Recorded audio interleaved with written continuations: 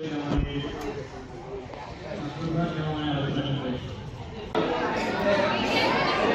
আপনাদের মতোই একটা শিক্ষা প্রতিষ্ঠানে পড়াশোনা করেছি, আমি জগন্নাথ বিশ্ববিদ্যালয়ে পড়াশোনা করেছি। যে কোনো প্রোগ্রামের একটা নর্মাল কার্টেসি আছে। একটা এডুকেশন ইনস্টিটিউটে সজ্জনতা, ভদ্রতা, কার্টেসি মেইনটেইন পাশে কথা বলে this is not good at all, this is not courtesy at all. আমি আপনার গুরুত্বপূর্ণ কোনো আলাপ থাকে, you should leave this auditorium, but এই অডিটোরিয়ামে অবস্থান করা অবস্থায় আপনি পাশে কথা বলতে পারেন না।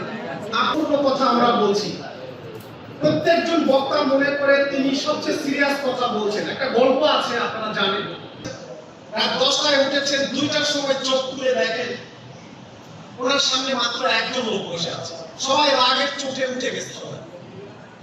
উনি একটা দীর্ঘ শ্বাস ফেলে বললেন, দেখ সবাই আমার বক্তৃতা শুনে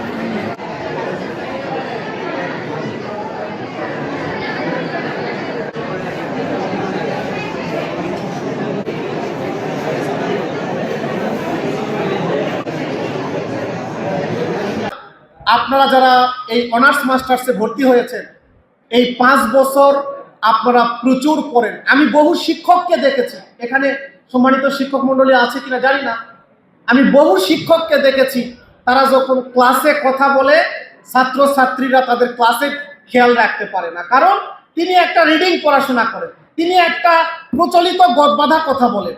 শিক্ষকরাও পড়াশোনা করে না বাংলাদেশে, অনেকে করেন। আপনারা যারা পড়াশোনা করছেন, এখন আমাদের সামনে প্রচুর সুযোগ আছে ইনফরমেশন পাওয়ার, আপনারা ব্যাপক পড়াশোনা করবেন। You will be information box. আপনি যে সাবজেক্টে পড়েন সে সাবজেক্টের উপরে বস হয়ে উঠবেন, সে সাবজেক্টের উপরে ব্যাপক স্পেশালিস্ট হয়ে উঠবেন।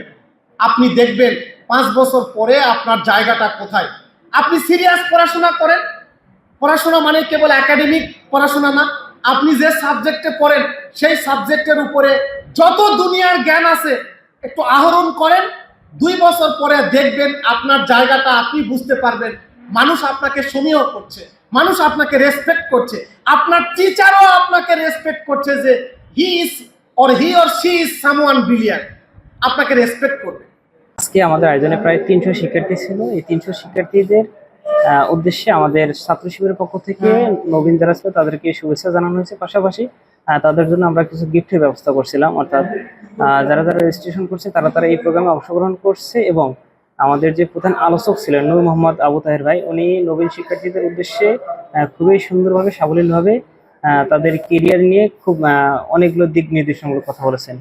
তো যারা আমাদের আয়োজনে আসছিল যে সমস্ত শিক্ষার্থী, তাদেরকে আমি সাধুবাদ জানাবো এবং সেই সাথে আমি তাদেরকে এটাও আহ্বান জানাবো যে বাংলাদেশ ইসলামী ছাত্র শিবির যে সমস্ত শিক্ষাবান্ধব কর্মসূচি করে থাকি, এই সমস্ত কর্মসূচিতে তাদেরকে সম্পৃক্ত হওয়ার জন্য।